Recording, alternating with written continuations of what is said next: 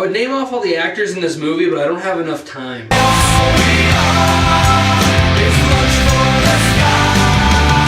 The movie is like a smorgasbord of romantic comedy. I love films with like interrelating characters and this kind of narrative. I just took a picture inside my pocket. You know, that jumps around from characters that are somewhat related to each other. You know, Magnolia is like one of my favorite movies. You know, Traffic, Crash. I think Love Actually does that, although I haven't seen Love Actually.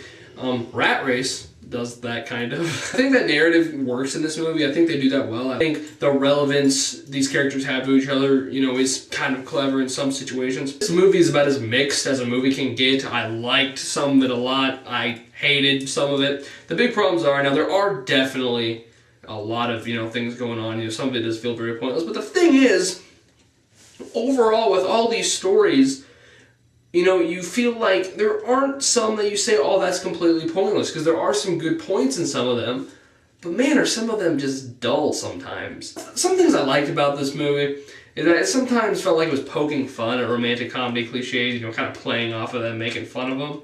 But in other moments, it just completely is a romantic comedy cliche. It's a collaboration of romantic comedy cliches. I'm going to say that this movie isn't as bad as the reviews have been. It has like 18 on Rotten Tomatoes or something. It really isn't that bad. It's actually pretty good, but it's definitely very, very flawed. But I think the movie is saved by some really genuine moments and some really interesting stories. The biggest high point is, you know, this conflict between Ashton Kutcher, Jennifer Garner, and Patrick Dempsey. And Ashton Kutcher, surprisingly, actually gives a really good performance in this movie. Stuck in a movie where it keeps being interrupted by stories that, you know, some are, you know, kind of cute, I guess. You know, some have the occasional laugh, but they're just not as good. And some of them just aren't really interesting at all when it comes down to it. This movie tries to pull off, like, multiple surprises at the end.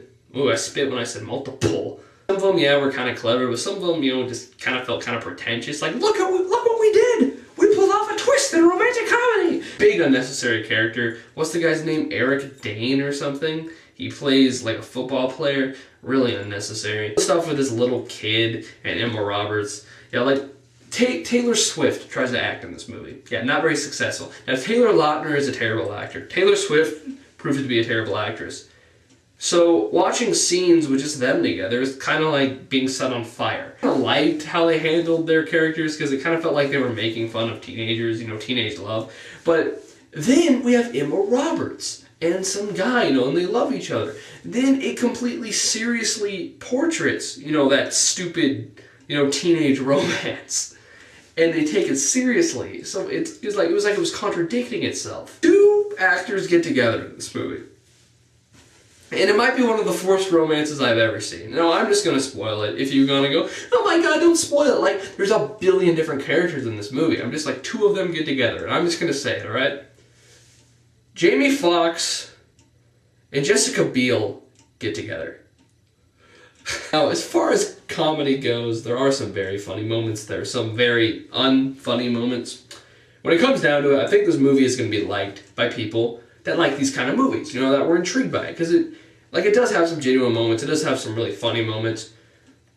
But when it comes down to it, it just overall is uneven. You know, some of it's charming, some of it's really not. You know, it's just so mixed. It's so all over the place. People that, you know, thought it was going to be stupid and didn't think it looked good, you know, they're probably not going to like it. It's entertaining. I wasn't bored. It's definitely a very flawed film. But, you know, it's Valentine's Day weekend. This isn't a bad date movie, you know, by all means. It's just not it's not a great film. It's not very creative. Some of it is very, very stupid.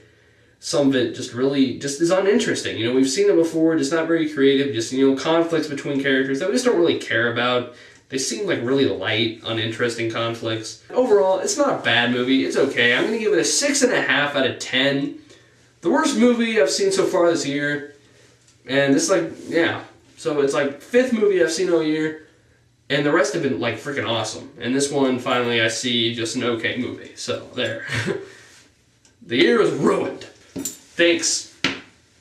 I'm trying to think of the director's name. Good. Gary Marshall. Gary Marshall, you turd. Want to know why I'm wearing dress pants? Please watch my other video that might already be uploaded. I'll be uploading it soon. Let's just say I had a plan. And it didn't go well. Alright, I'll leave it at that. Good night.